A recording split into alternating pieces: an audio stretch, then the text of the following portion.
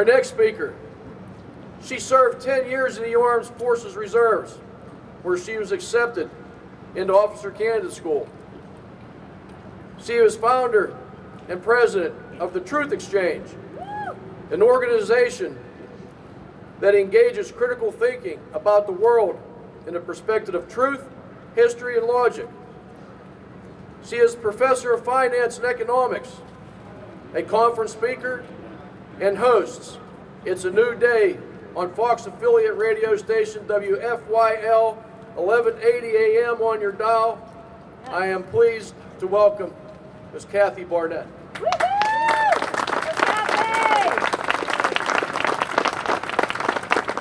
Thank you so much. I am nursing a sore throat, so please bear with me, but it's so important what it is that we're doing today. It's my greatest desire to be here and to talk to you. But I have a question, and I see someone with a sign out there right now.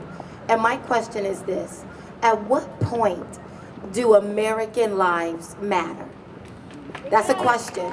At what point do American lives matter? At what point do American lives begin to mean something to those who have taken an oath to protect us from foreign and domestic enemies alike? You know, I remember back in my college days when we farmed out all of our jobs to China and India. And we were told, oh, don't worry about it. Don't be greedy. You have to share your wealth. And we all said, okay. And now we have our southern borders being bombarded by illegal immigrants. We don't know who they are. We don't even know where they are.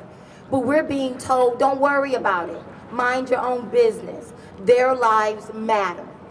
And now we're being bombarded with the next new thing, and that is 10,000 Syrian refugees coming in to our nation. And that's just one report of 10,000. There are numerous reports that says that number is even higher. And what are we being told? Don't worry about it. Mind your own business, because their lives matter. We know that ISIS has already told us that they're going to use this refugee resettlement program to infiltrate America. Don't worry about it. We're going to do rigorous vetting. Mind your business. We got this, right? One report says it's going to cost roughly $6.5 billion to resettle just the 10,000 Syrian refugees here in America. And they tell us, don't even think about the $19 trillion of debt that we already owe. Don't worry about it, because their lives matter. And so as I start thinking about this, I have to ask myself, at what point do American lives begin to matter? At what point? I say that point is right now. You know, I am a firm believer. The name of our ministry is Truth Exchange. That's my son back there. The name of our ministry is Truth Exchange. I am a firm believer that our two most powerful weapons has been and continues to be truth and the courage to stand up and speak that truth when it's your turn to stand up and speak truth, right? Those are our two most powerful weapons. And there are a lot of truisms I can talk about in regards to Islam. I spent a number of years studying it and reading the Quran, talking to Muslims, just to get an understanding, because the mindset of a Muslim is very different from the mindset of Americans. And that's the reason why we cannot fully understand the level, the depth of the depravity, the depth of the evil, because it's just not a part of the American fabric for the most part. But let me just share two truisms. And I believe that if we get our minds wrapped around these two truths, it'll be a game changer. One, the first truth is, Islam is not just a religion. How many of you knew that? How many? Yeah. Islam is not just a religion. You see, Islam has what we call the RPM effect.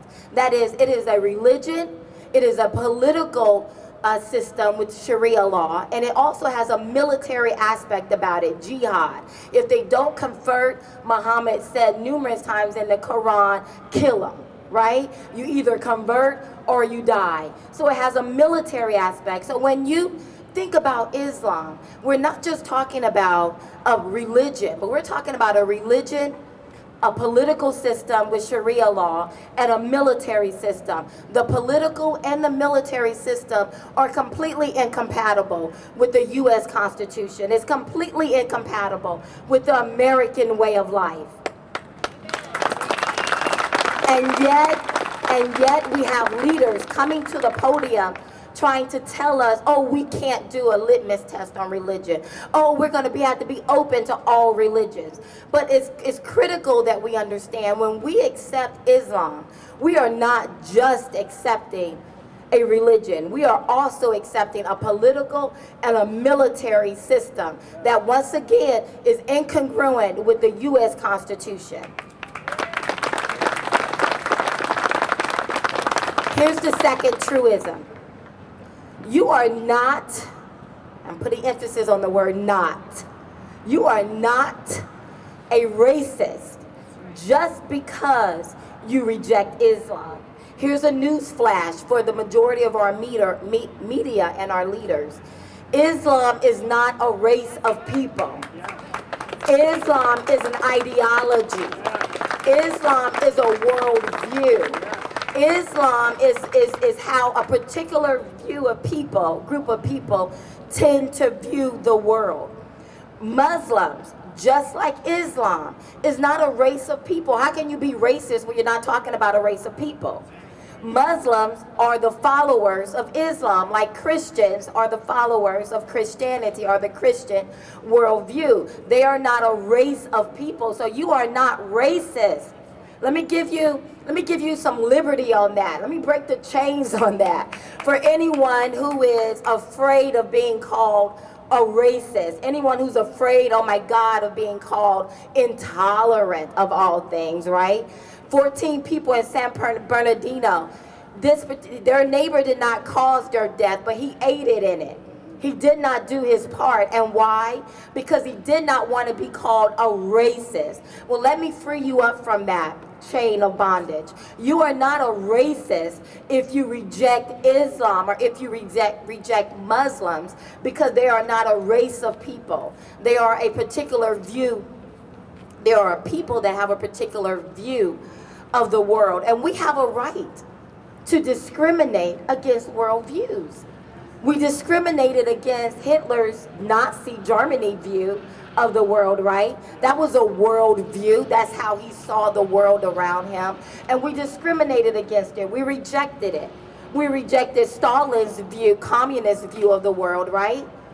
Because that's a particular view of the world that we don't agree with. So we have the right to discriminate against worldviews because all views are not morally equal. All views are not equal. So we have the right to reject it. And let me just say offhand, I reject how Muslims see the world. I reject the worldview of Muslim that says non-Muslims are less than Muslims. Here's a news flash again, fact check, which the media rarely do. But here's a bit of wisdom or truth. If we were in Egypt right now, or in the majority of the Middle Eastern countries right now, you and I would be considered dhimmis. We would be considered less than. And because we are dhimmis, we would have to pay an annual tax called a jizya.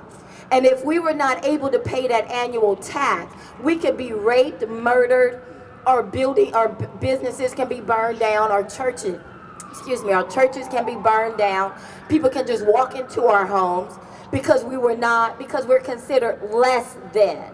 So I reject that particular worldview of Muslim that says non-Muslims are inferior or less than Muslims. I reject that worldview.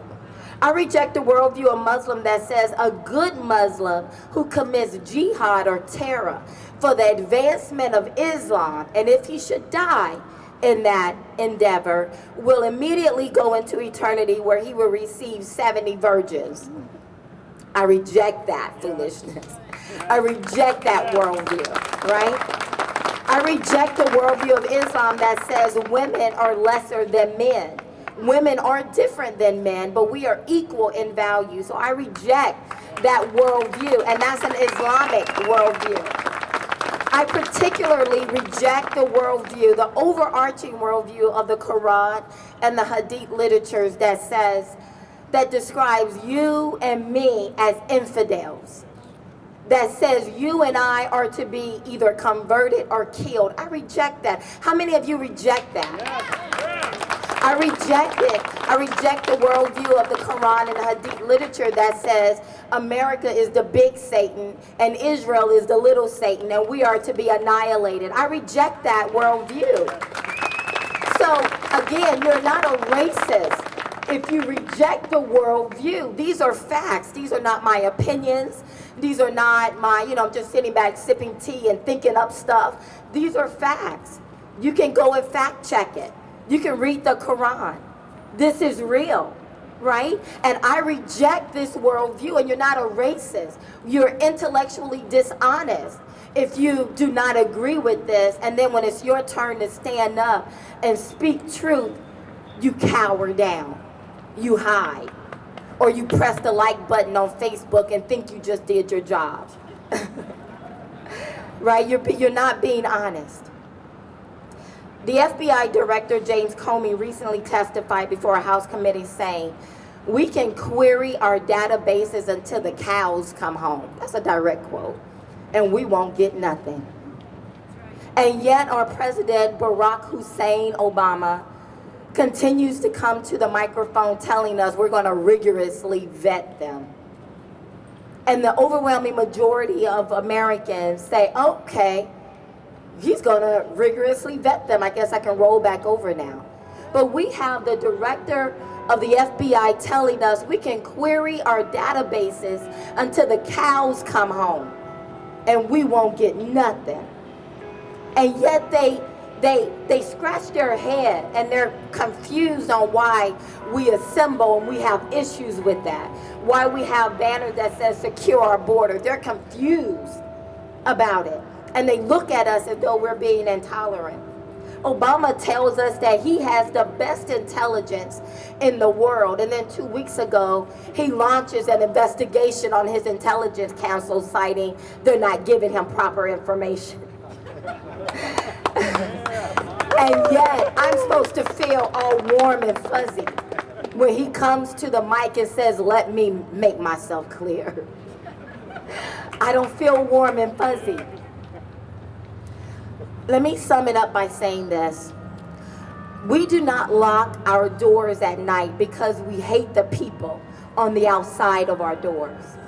We lock our doors at night because we love the people on the inside of our home. American lives matter, and we can no longer wait on our leaders to catch a clue and figure this thing out. We have a president in office right now, Barack Hussein Obama. I try to mention his name as much as possible, thinking that at some point a light bulb is going to go off in someone's head. But President Barack Hussein Obama has such a difficult time using the words Islamic terrorists in the same sentence. And yet he wants us to feel comfortable. I was listening to the media this morning, and we actually have legislators in our National Congress that have introduced a bill that will ban our ability to block people based on their religion. We have a legislator who has introduced a bill to ban the banning of Muslims. And I'm thinking to myself, really? Is that how we should spend our time right now? We just had a terrorist attack, or, to Obama's chagrin, it wasn't workplace violence, or it wasn't an old white man clinging to his Bible and his gun, but it was actually a Muslim on the course of jihad. And you want to spend your time trying to ban the banning of Muslims into our country? I don't know if you guys listened to his speech on last Sunday, but who felt warm and fuzzy after that? It was like a pebble in an empty box, just rattling. It was empty. It lacked all credibility. It was no compassion. I've seen the videos of President Reagan's speeches, and you walk away feeling inspired. And you know, I'm proud to be an American, right? I'm thinking of my son singing the song, I'm proud to be an American, where at least I know I'm free. We have an overwhelming majority of the world who cannot say that. And yet they look at us like we're crazy, or like we're missing some marbles, because God forbid we say, I don't think it's wise that we allow Syrians from Islamic State of Syria, of Iraq and Syria, to come into our country. And I just want to encourage you. That's what I want to do. I want to encourage you. The two things we have and have always had is truth and the courage to stand up when your time is called to speak that truth.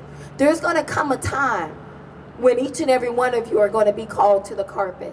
And you're going to have to stand and speak that truth. And I want to encourage you that when it's your turn to stand, stand. Because I have 2 little kids, and you have kids and grandkids. And they're going to inherit this foolishness. And it's on our watch right now. It's not on our founders' watch. Their clock is come and gone. It's on our watch right now. What you going to do about it? God bless you.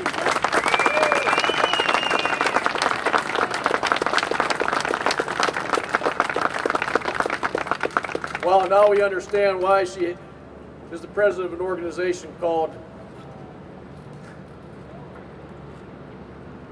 the Truth Exchange. She came up here today and she told the truth, didn't she? Yeah. Thank you for that, Kathy.